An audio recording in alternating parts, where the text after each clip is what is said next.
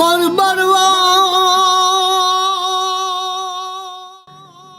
اللہ الرحمن الرحیم۔ دوستو، آج کا موضوع ہے انسان زمینی مخلوق نہیں۔ یہ دعویٰ ہے ایک امریکن ایکولوجسٹ کا۔ آپ سب لوگ اتنا تو جانتے ہی کہ 18,000 سے زائد مخلوقات میں سے انسان ایک اشرف المخلوقات ہے، جس کے ضمن میں اللہ نے کہا، ایک حدیث ہے کہ انسان میری پہلی ہے اور میں انسان ہوں، اور آگے کہا من عرف نفسہ فقد عرف ربہ، جس نے اپنے نفس یعنی وجود کو پہچانا اس نے مجھے پہچانا۔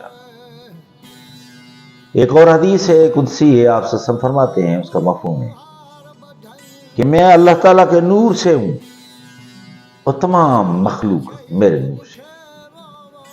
اس طرح قرآن پاک میں سورہ ہے بسم اللہ الرحمن الرحیم، والتین والزیتون وطور سین وہذا البلد الامین لقد خلق الانسان فی احسن تقویم، بہترین طریقے۔ تو اس کے اگینسٹ امریکن ایکولوجسٹ نے ایک دعویٰ کیا، ایک تھیوری لکھی کہ انسان زمینی مخلوق نہیں۔ تو دوستو، آج ہم اس کے بارے میں بات کریں گے۔ اس سے پہلے آپ میری ویڈیو کو ضرور شیئر کیجئے، لائک کیجئے، تاکہ دوستوں کو یہ معلومات، جس کو دلچسپی ہے ایسی معلومات کرنے کی، رکھنے کی، ان تک یہ بات پہنچ سکے۔ ایک American ecologist doctor Alice Silver کی حیرت میں ڈالنے والی ریسرچ، جسے ایولیویشن یعنی ارتقاء کے نظریے کی نفی ہوتی دکھتی ہے۔ ان کا کہنا ہے کہ انسان زمین کا ایلین ہے۔ ڈاکٹر ایلس سلور کہتے ہیں اپنی کتاب Humans are not from Earth، اس میں لکھتے ہیں، اس میں ایک عجیب دعویٰ کیا ہے، انسان اس سیارے یعنی زمین کا اصل رہائشی نہیں، بلکہ اسے کسی دوسرے سیارے پر تخلیق کیا گیا اور کسی وجہ سے اس کے اصل سیارے سے اس کے موجودہ رہائشی سیارے یعنی زمین پر پھینک دیا گیا۔ ڈاکٹر ایلس، جو کہ ایک سائنسدان، محقق، مصنف اور امریکہ کا نامور ایکولوجسٹ ہے، اس کی کتاب میں اس کے الفاظ پر غور کیجیے اور یہ بات بھی ذہن نشین کر لیں کہ الفاظ ایک سائنسدان کے ہیں جو کسی مذہب پر یقین نہیں رکھتا۔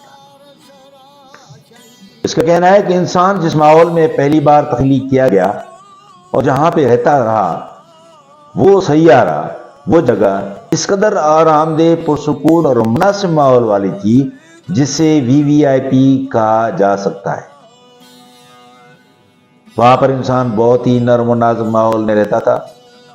اس کے نازک مزاجی اور آرام پرست طبیعت سے معلوم ہوتا ہے کہ اسے اپنی روٹی روزی کے لیے کچھ بھی تردد نہیں کرنا پڑتا تھا۔ یہ کوئی لاڈلی مخلوق تھی جسے اتنی لگژری لائف میسر تھی۔ وہ ماحول ایسا تھا جہاں سردی گرمی کے بجائے باہر جیسا موسم رہتا تھا، اور وہاں پر سورج جسے خطرناک ستارے کی تیز دھوپ اور الٹرا وائلٹ شعاعیں بالکل نہیں تھی جو اس کی برداشت سے باہر اور تکلیف دہ ہوتی ہے۔ اس سے معلوم ہوتا ہے کہ مخلوق انسان سے کوئی غلطی ہوئی ہے۔ اس مخلوق کو کسی غلطی کی وجہ سے اس آرام دہ اور عیاش کے ماحول سے نکال کر پھینک دیا گیا، جس نے انسان کو اس سیارے سے نکالا۔ لگتا ہے وہ کوئی انتہائی طاقتور ہستی تھی جس کے کنٹرول میں سیاروں اور ستاروں کا نظام بھی تھا۔ وہ جسے چاہتا، جسے سیارے پر چاہتا، سایہ یا جزا کے طور پر کسی کو بھی بھجوا سکتا تھا۔ وہ مخلوقات کو پیدا کرنے پر بھی قادر تھا۔ ڈاکٹر سلور کا کہنا ہے کہ ممکن ہے زمین کسی ایسی جگہ کے مانند تھی جسے جیل قرار دیا جا سکتا تھا۔ یہاں پر صرف مجرموں کو سزا کے طور پر بھیجا جاتا ہے، کیونکہ زمین کی شکل کالا پانی جیسی جیل کی طرح ہے۔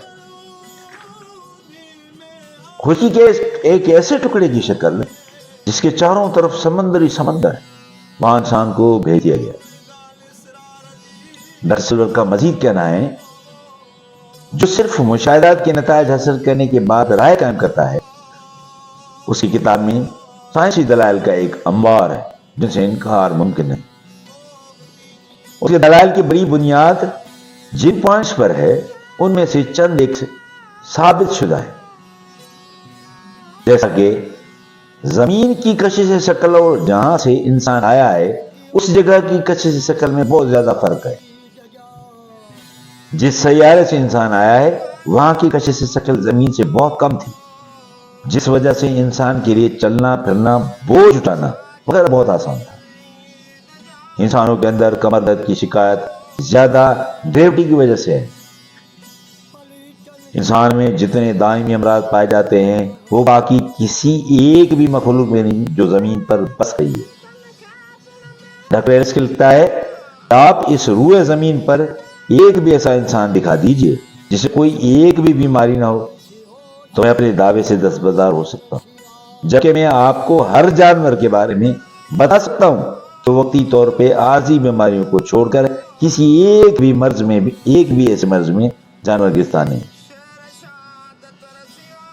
ایک بھی انسان زیادہ دیر تک دھوپ میں بیٹھنا برداشت نہیں کر سکتا، بلکہ کچھ ہی دیر بعد اس کو چکر آنے لگتے ہیں اور سن اسٹروک کا شکار ہو سکتا ہے، جبکہ جانوروں میں ایسا کوئی ایشو نہیں۔ مہینوں دھوپ میں رہنے کے باوجود جانور نہ تو کسی جلدی بیماری کا شکار ہوتے ہیں اور نہ ہی کسی اور طرح کے مرض میں مبتلا ہوتے ہیں جس کا تعلق سورج کی تیز شعاؤں یا دھوپ سے ہو۔ ہر انسان یہی محسوس کرتا ہے اور ہر وقت اسے احساس رہتا ہے کہ اس کا گھر اس سیارے پر نہیں۔ کبھی کبھی اس پر بلا وجہ ایسی اداسی طاری ہو جاتی ہے جیسے کسی پردیس میں رہنے والے پر ہوتی ہے، چاہے وہ بے شک اپنے گھر میں اپنے قریبی خونی رشتے داروں کے پاس ہی کیوں نہ بیٹھتا ہو۔ زمین پر رہنے والی تمام مخلوقات کا ٹیمپریچر آٹومیٹک طریقے سے ہر سیکنڈ بعد ریگولیٹ ہوتا رہتا ہے، یعنی اگر سخت اور تیز دھوپ ہے ان کے جسم کا درجہ حرارت خود کار طریقے سے ریگولیٹ ہو جائے گا، جبکہ اسی وقت اگر بادل آ جاتے ہیں تو ان کے جسم کا ٹیمپریچر سائے کے مطابق ہو جائے گا، جبکہ انسان کا ایسا کوئی سسٹم نہیں، بلکہ انسان بدلتے موسم ماحول کے ساتھ بیمار ہونے لگ جائے گا۔ موسمی بخار کا لفظ صرف انسانوں میں ہے۔